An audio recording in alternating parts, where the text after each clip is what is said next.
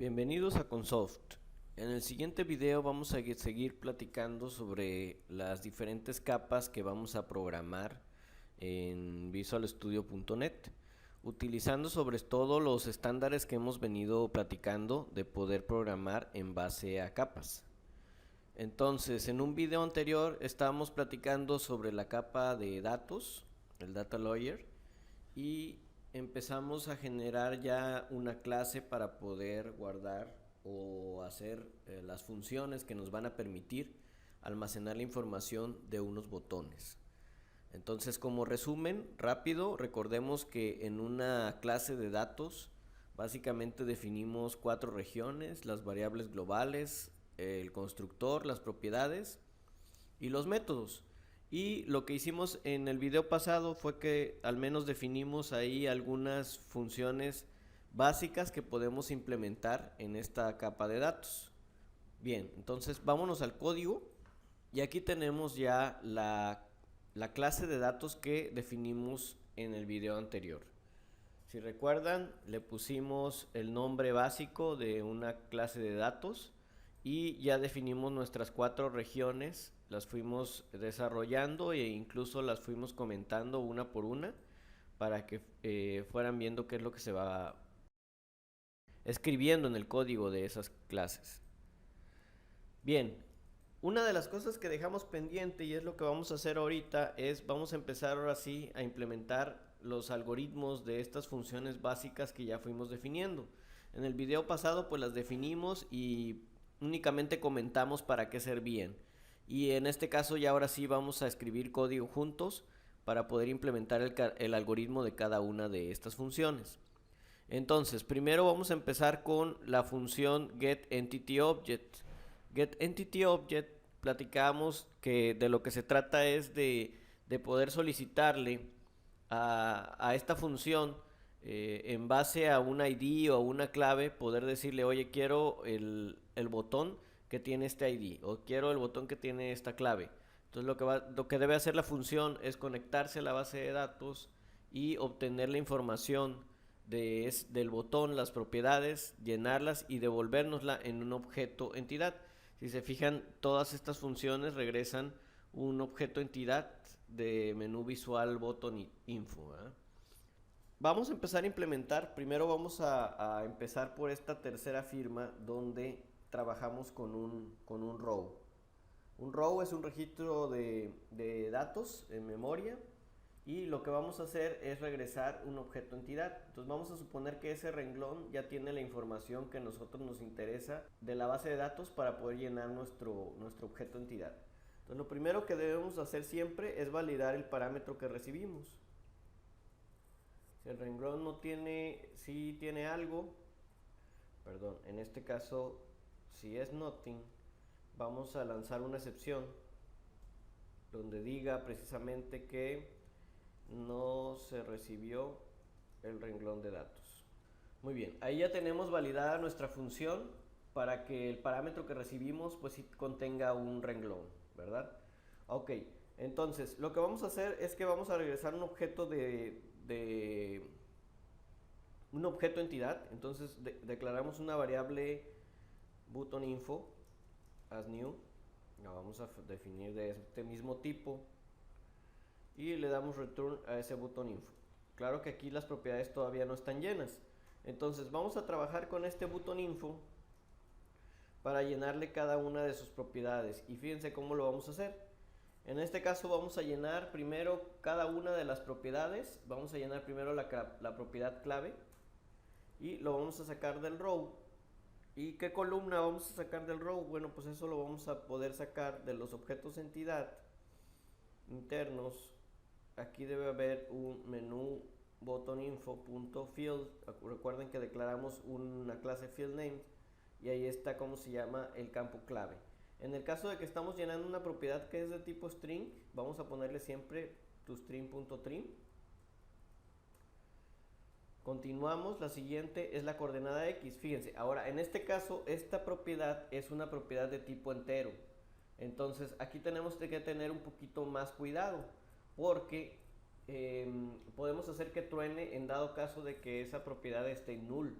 Entonces vamos a primero hacer esto mismo que hicimos acá. Vamos a copiarnos esto así. Nada más que aquí, en lugar de establecer la propiedad clave, vamos a establecer la propiedad coordenada X. Y fíjense cómo aquí, como no es un string, no vamos a poder hacer el toString.trim, sino que vamos a hacer antes una validación para que esta, vamos a utilizar una función que tiene .net, not is the null, vamos a validar que no sea nulo, y en dado caso de que no sea nulo, entonces sí lo asignamos, ¿ok? Esta va a ser la manera en que vamos a poder establecer los valores que son de tipo entero. Continuamos con nuestras propiedades. La siguiente propiedad es la coordenada y, que también es de tipo entero, por eso lo hago de esta manera. Prácticamente nada más estamos cambiándole el nombre de la propiedad. Y la siguiente propiedad si es de tipo string, entonces vamos a copiarnos esto también. Lo ponemos aquí y nos vamos a propiedad que es descripción. Y acá esta le ponemos descripción. Ahí está. ¿Qué propiedad sigue? Descripción. Ya llenamos descripción. Nos vamos a ID opción. ID opción tiene que ser, es de tipo entero, entonces tiene que ser algo similar a esto que hicimos acá. Lo pegamos. Y aquí nos vamos al campo ID opción. Aquí le vamos a poner también ID opción. Aquí ID opción también. Con eso terminaríamos con esa propiedad. Continúa la propiedad nombre, ese es de tipo texto. Entonces esto lo podemos hacer así como hicimos la clave, con el toString.trim. Nada más le cambiamos el nombre del campo. Y me falta nada más la propiedad tipo botón. Ese tipo botón es de tipo enum. Los enum, recuerden que funcionan similar a los que son de tipo entero. Realmente el enum guarda un entero. Entonces va a funcionar como estos, como cuando guardamos o cuando extraemos un entero de la base de datos. Entonces ahí vamos a ponerle aquí tipo botón, que es el nombre del campo. Y la propiedad se llama también tipo botón. Y aquí el nombre del campo, otra vez, tipo botón. Ahí está. Con eso estaríamos llenando las propiedades del botón. Y ahora sí, le podemos dar return y ya nos regresa la información de el botón en base a un registro de datos que recibimos como parámetro. Muy bien, ahora vamos a hacer las otras siguientes dos firmas que tienen mucha relación. Hicimos primero esta porque vamos a reutilizar este código en las siguientes funciones. Entonces fíjense, supongamos que recibimos un ID. Entonces lo primero que vamos a hacer es, vamos a ir a la base de datos para poder obtener el registro de datos del ID que nos están pidiendo. Entonces vamos a primero hacer una sentencia SQL, as string, y vamos a hacer un string.format, y aquí le vamos a poner el select asterisco from, no sabemos el nombre de la tabla, where el nombre del campo sea igual al ID que me proporcionan, nada más que las estoy poniendo todos como parámetros, ¿verdad? Ahí está. Ahora necesitamos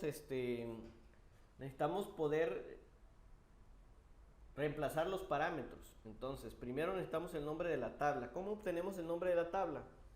Bueno, en este caso esto siempre va a ser también receta de cocina para obtener el nombre de una tabla. Vamos a declarar una variable de tipo dal maestra y le vamos a poner aquí, nos vamos a ir al Core Foundation.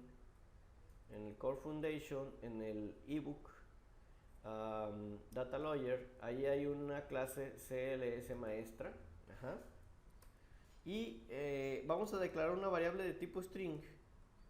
Le vamos a poner header table name as string y vamos a obtener de maestra dal, vamos a obtener el get header table name. Me pide, tiene varias firmas, me pide ya sea el ID del book o el nombre del book. Entonces el nombre del book yo lo tengo almacenado como book name, ya lo tengo ahí en una constante, si se recuerdan. Entonces ahora sí, aquí ya le puedo decir que el primer parámetro es el header table name El nombre del campo, recuerden que los tenemos en, los vamos a tener en Entity Objects internos, menú botón info, field name, y vamos a agarrar el ID. Aquí no tenemos aquí sí nos faltó poner en la propiedad ID. Vámonos a esa parte de los entity, ahí está.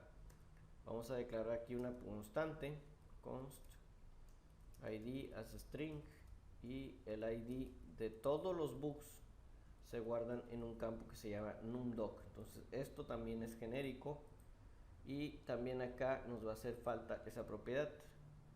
Entonces vamos a poner public property ID as integer, y le vamos a poner su documentación, obtiene o establece el ID de, ahí está.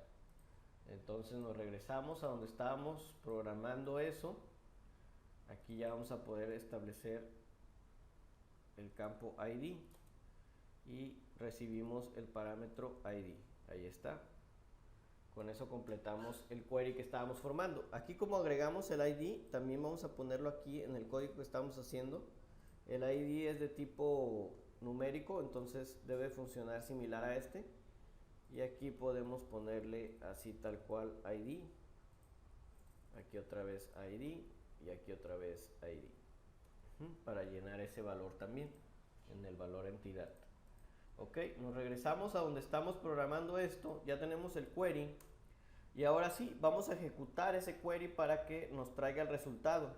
¿Cómo vamos a hacer eso? Bueno, vamos a declarar una variable de tipo DataTable y vamos a mandar llamar una función de Prognasa que está en el namespace, que se llama DataAccess SQL Helper, y aquí hay una cosa que se llama ExecuteDataTable, que es traer una tabla de una sentencia SQL. Entonces ahí le pasamos como parámetro la sentencia SQL que armamos, y también le vamos a pasar como parámetro el string de conexión, que también ya lo traemos como una variable, una propiedad de la clase. Ahí está, con eso vamos a recibir el resultado de este query, lo vamos a recibir en el data table. Lo siguiente que hacemos es validar que el data table sí tenga datos.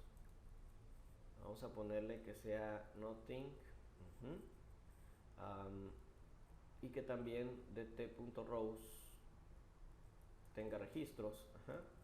Si tiene registros, entonces ese registro único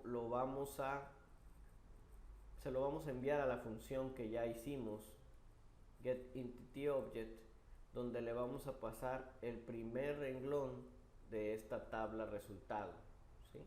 Y para poder reutilizar el código vamos a darle return a esa función que ya hicimos. Ok, simplemente para que se quite la alerta, aquí vamos a poner un return nothing en dado caso de que no tengamos registros con ese ID.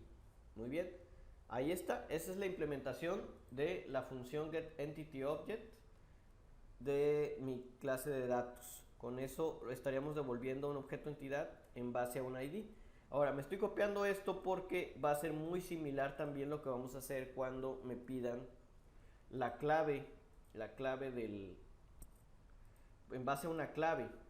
Entonces aquí va a cambiar un poquito, porque esto lo único que va a pasar es que aquí, en lugar de que sea el campo ID, va a ser el campo clave, y aquí también vamos a recibir como parámetro la clave, code, la variable code, ahí está.